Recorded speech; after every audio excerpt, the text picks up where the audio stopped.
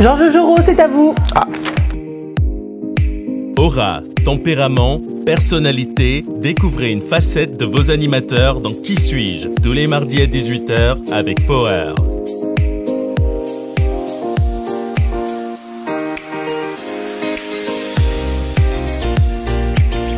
Et oui, bienvenue dans cette nouvelle émission spécialité Qui suis-je, une émission présentée d'ailleurs par notre ami Forer.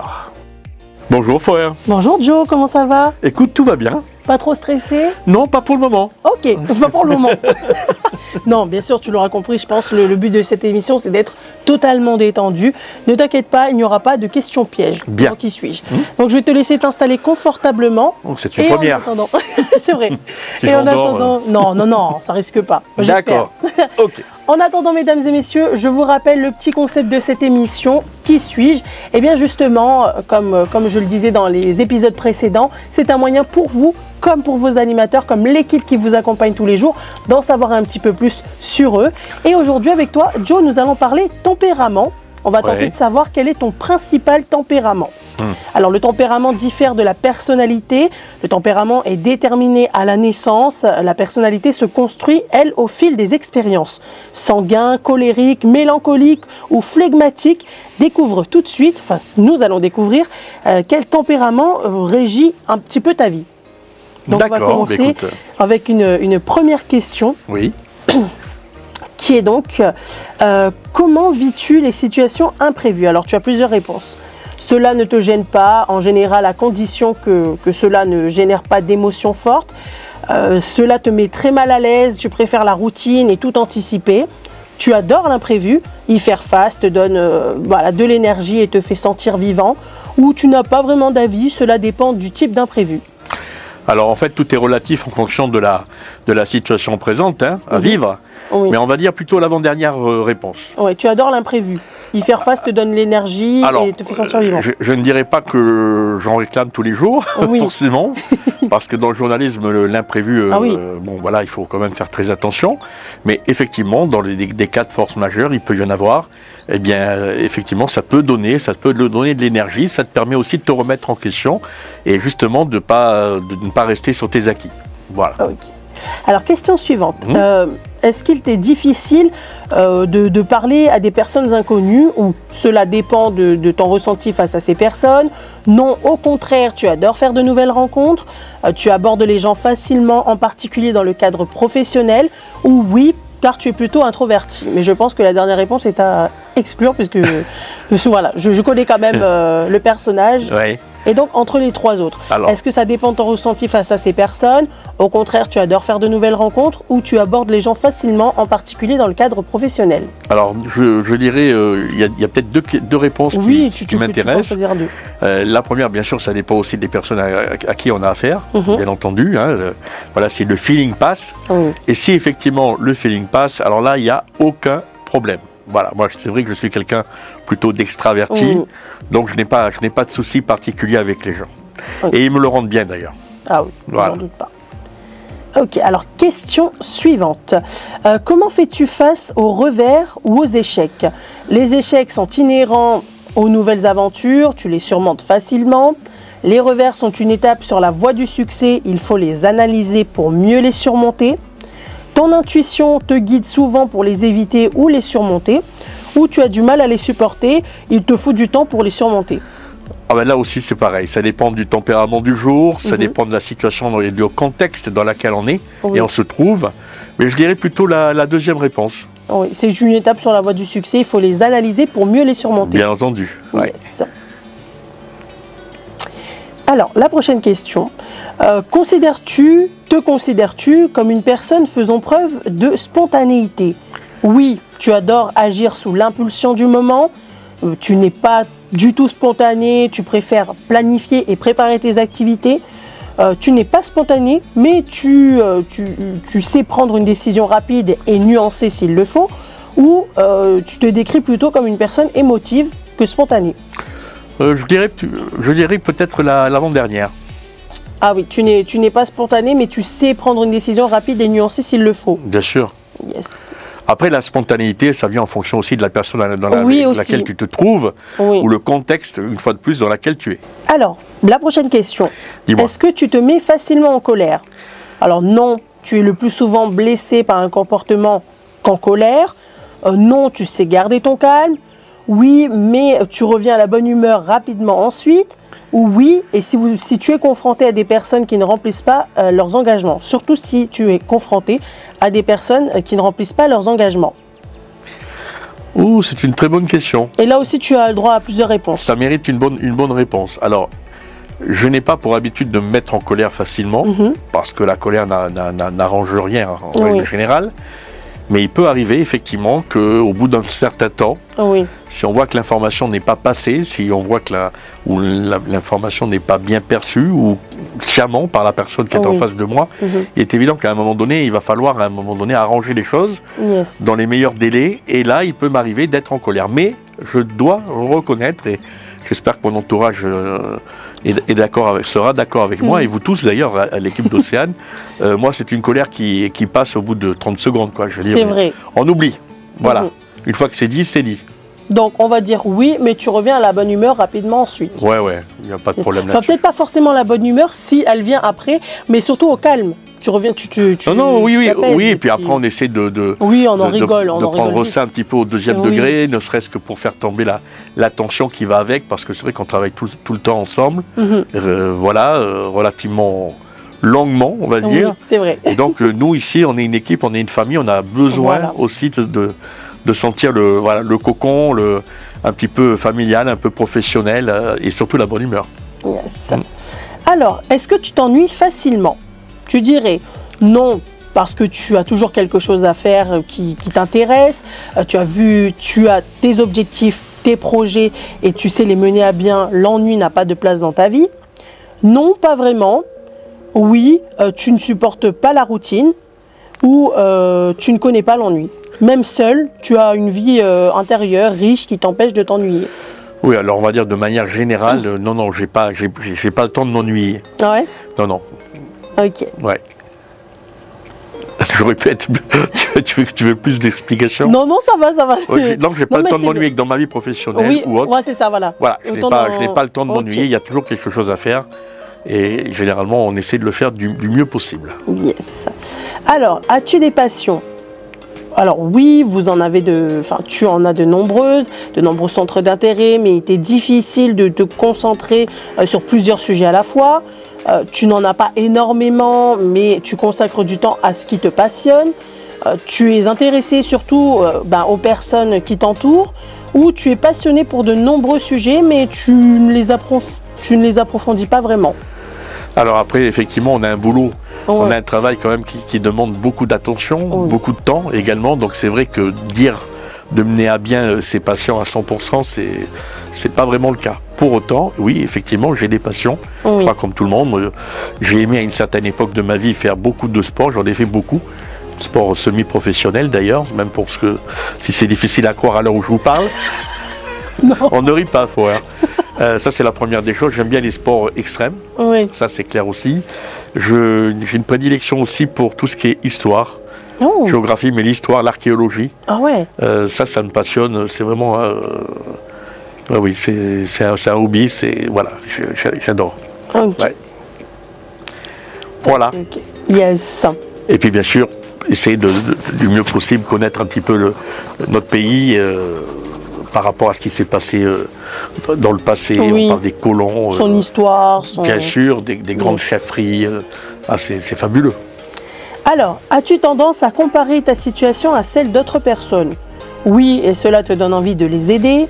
Oui, et tu as envie d'atteindre la même situation qu'eux grâce à ton travail, cela sera peut-être possible. Oui, et tu es submergé par l'empathie. Et oui, il n'y a même pas de non en fait. Et oui, et puis tu te dis que tu as bien de la chance par rapport à elles, par rapport à certaines personnes. Alors, moi je pars du principe que la chance, on se la crée. Oui. D'accord? Quand on veut, on peut. Voilà. À partir de ce moment-là, effectivement, on essaie de faire pour le mieux pour que cette chance, elle perdure. Yes. Que ce soit dans la vie de tous les jours, dans la vie professionnelle et autres. Mais de là à dire qu'il faudrait que je fasse comme les autres ou autres, non, c'est pas du tout, je n'ai pas le temps de m'occuper de ça. Je crois qu'on a chacun nos spécificités, notre parcours de vie. Donc c'est difficile de faire des comparaisons avec d'autres personnes ou d'autres collègues de travail ou en dehors de la radio, bien entendu. Oui. Ok. Alors, est-il difficile pour toi de maîtriser tes émotions? Non, vous savez, enfin, tu sais contrôler tes émotions. Oui, en particulier lorsque tu es heureux, tu exploses littéralement de joie. Oui, surtout si cela touche une personne de ton entourage. Oui, et tu as tendance à t'agacer facilement.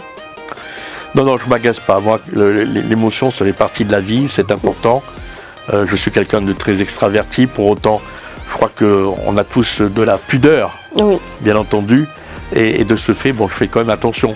Mais effectivement, quand quelque chose me touche, que ce soit un fait divers, dans mon entourage, une bonne nouvelle, ou dans l'entourage de mon entourage professionnel, où on apprend une bonne nouvelle, c'est comme si c'était nous-mêmes qui la recevions. Donc effectivement, eh bien, on ne peut avoir que de l'empathie, on ne peut être que dans l'émotion. Voilà, tout à fait. Ok. Alors, quel est pour toi le week-end idéal?